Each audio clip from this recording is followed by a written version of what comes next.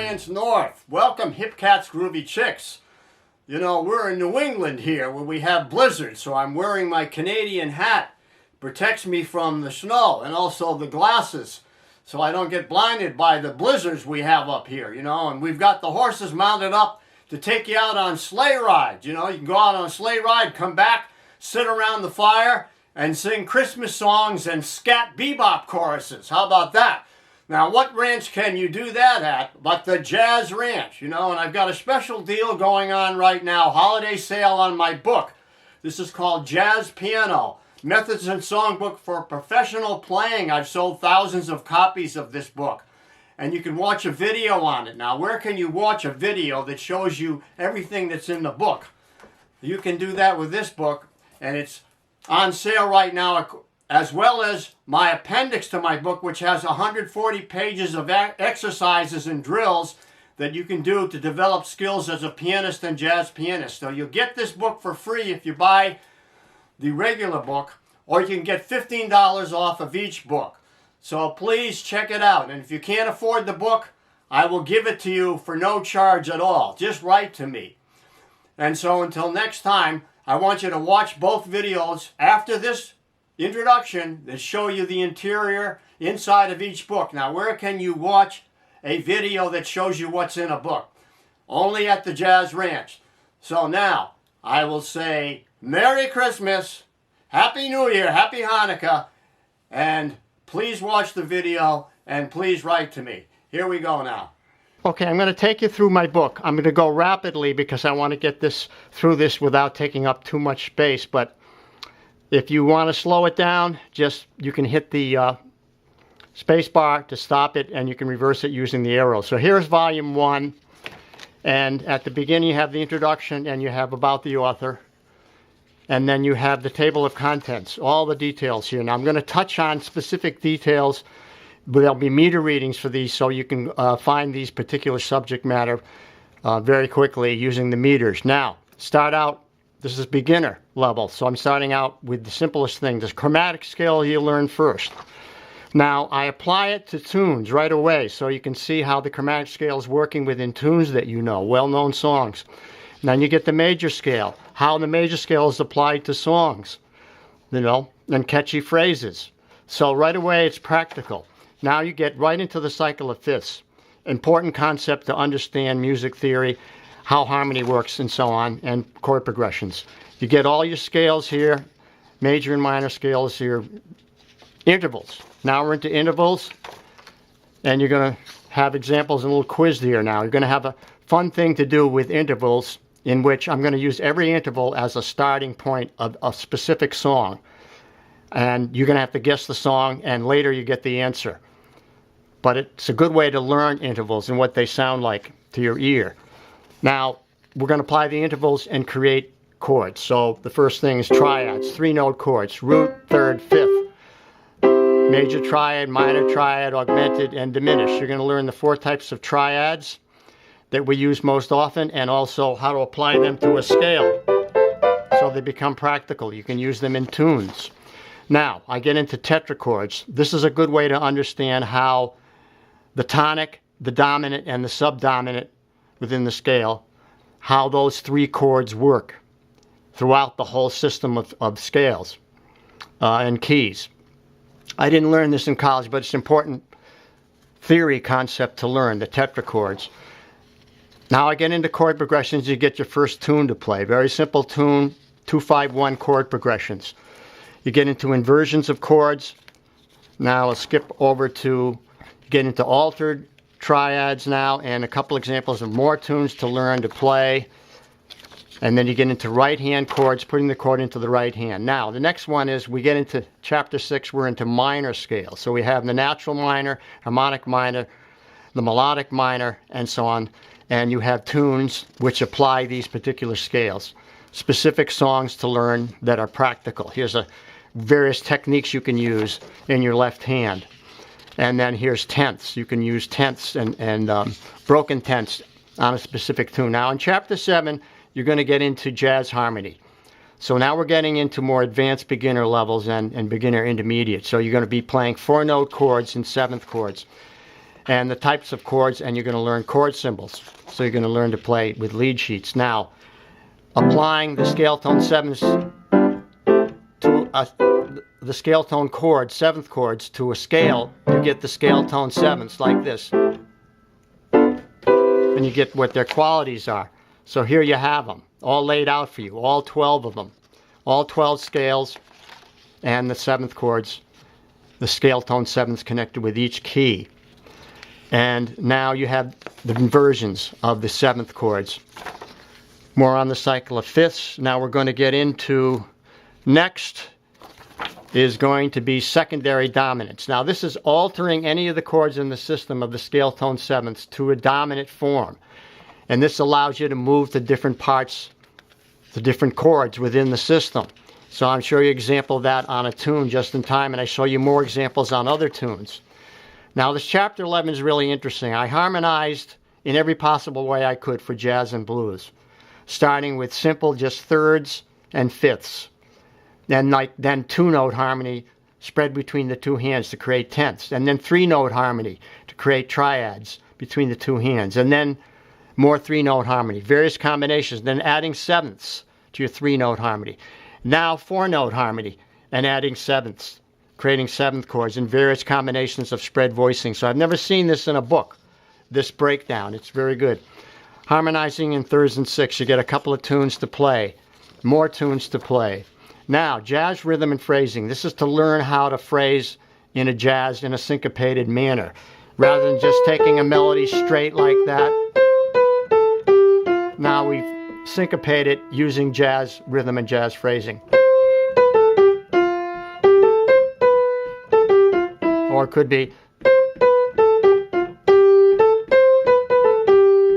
in other words, a variety of different ways, and it shows you how swing eights work, and then you get an arrangement with it all written out for you, and another arrangement using swing eights. Now you get the blues progression in chapter 13. It explains it in theory, how you can change a regular diatonic melody into a blues melody by lowering the seventh and the third and the fifth. And now you have a blues to play.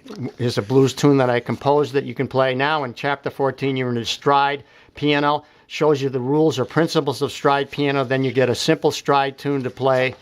Another simple well-known tune played in a stride style. It's easy to play. And then you want to check out my stride exercises on my YouTube channel. Now, chapter 15 is spread voicing. So now we're going to have four-note chords with the harmony spread between the two hands and how to do this. This is to get the professional sound, be able to add upper extensions.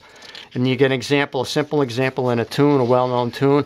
Here is it's broken down for you, spread voicings in detail, harmonizing in four notes, different varieties of spread voicings, another tune to play. Here's another tune in spread voicings to play. Here's another tune, all written out for you note for note. Here's another one in spread voicings and combinations. Now you get to play tenths in spread voicings, how that's used, and then you get right hand chordal technique, in which I'm going to put the chord into the right hand now, and then you have a bass line to play in the left hand.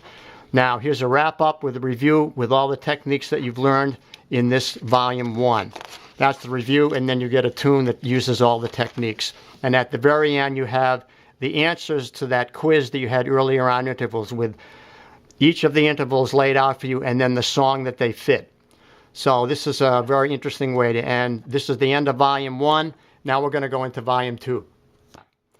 Okay, I'm going to go through volume 2 now. I've got them in separate volumes, but I usually keep both volumes in one cover. It's just easier for me, but you can put them in separate three-ring binders if you like. So you have the table of contents. Now you get a review of all the techniques you learned in volume 1 and applied to a song.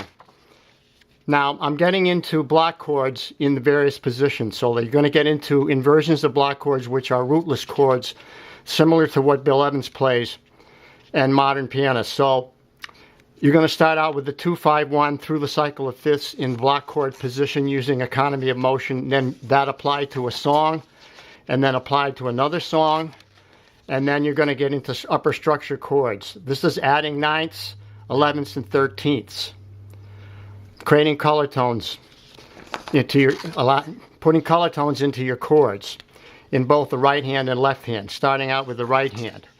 Later on, you'll see you'll get them in the left hand. So you have all the combinations here and practical applications of them.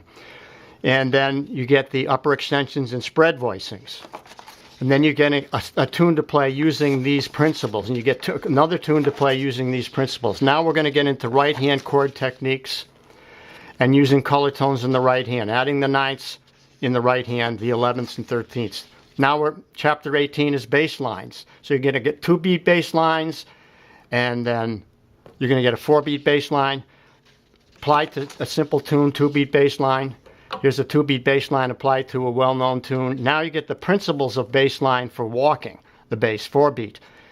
The stepwise, the chromatic, the octaves and fifths, the double notes, and then the interval skips. And then you have something to play using walking bass line. You have another tune, a standard tune to play using a walking bass line written out for you. And here's another arrangement of mine using a bass line and chords in the right hand. Now you have an example of a Latin bass line with a melody in your right hand, voiced with chords. Now more on melodic jazz phrasing, how to phrase with a jazz feel, swing eighths and so on. And then it's applied to a blues. And you have blues techniques here, and you have an example of a blues that I wrote out for you. And now how to apply blues techniques to a standard tune. And there's arrangement of a standard tune that you learn using blues techniques.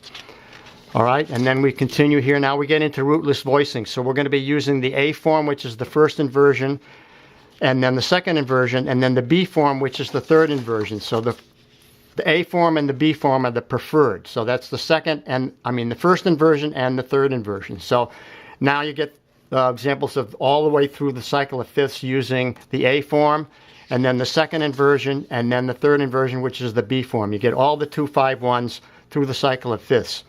Now you apply the rootless voicings to Moonlight in Vermont. This is a Bill Evans type of sound. Now you use 3-note chords rather than 4-note chords in the left hand and using upper extensions. Now you use 3-note chords using upper extensions, another example. Now rhythmic comping. This is all on comping, but it's mostly for the left hand. I've covered comping in a couple of videos that I've done for both hands. This one is showing you the principles of comping and in the left hand applied to a standard tune. Now we're into jazz improvisation and the major modes.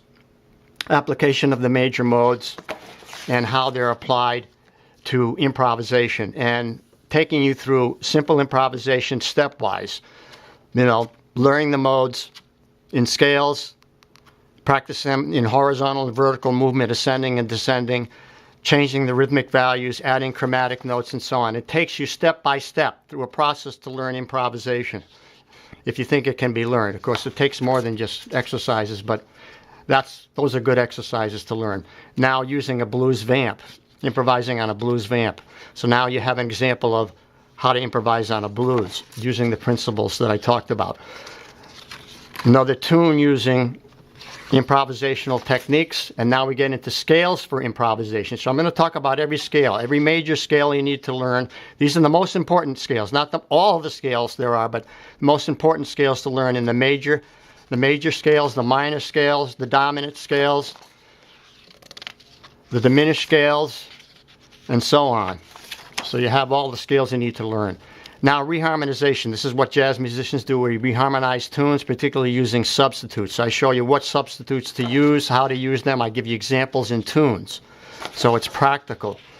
You learn the principles of reharmonization, then apply to a tune. And then you get tunes to play using these principles. Here's an example of a tune, very simple. Might appear in a fake book, and how you would reharmonize it. All written out for you, note for note. Tritone substitution. Important principle for reharmonization. Shows you how to apply it to the cycle of fifths. G7, go across, D flat 7 is the tritone substitute. Then applying the tritone substitutes to a tune. Another tune to learn using tritone substitutes and substitute chords. A simple arrangement and then something more complex using reharmonization. Now we get into advanced concepts of improvisation.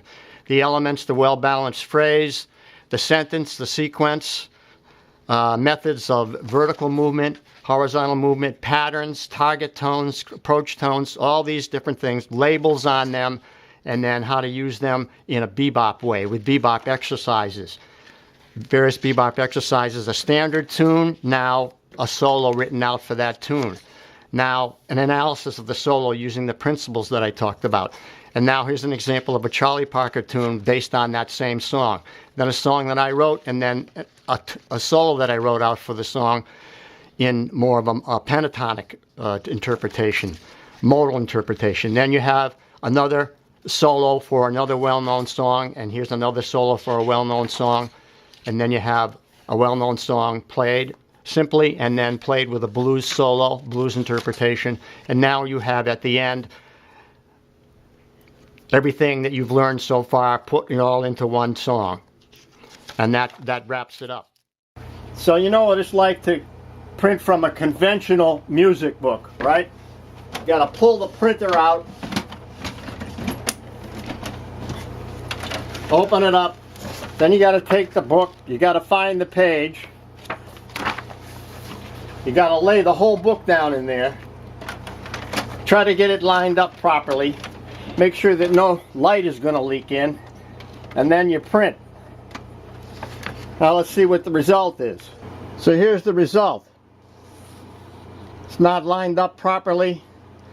You got leakage here, you got leakage here, out of alignment, and the page is cut off on this side. So now you got to do a whole process again, maybe 10 times. Wasted all that time, energy, and paper. You won't have that problem with this book. It's in a 3-ring binder. So you can easily just open it up, hit the snap, take the page out that you want to copy, put it in the printer, easy to line up, hit copy, and you're ready to go. And the result is it comes out perfect every time. Satisfied customer every time. Signing off from the Jazz Ranch. Merry Christmas, Happy New Year, Happy Hanukkah, and whatever you're celebrating. If you're depressed, then just enjoy yourself anyway. So, until next time, Hermie Dressel says, season's greetings. Jingle bells, swinging all the way. We'll see you next time around. Bye-bye.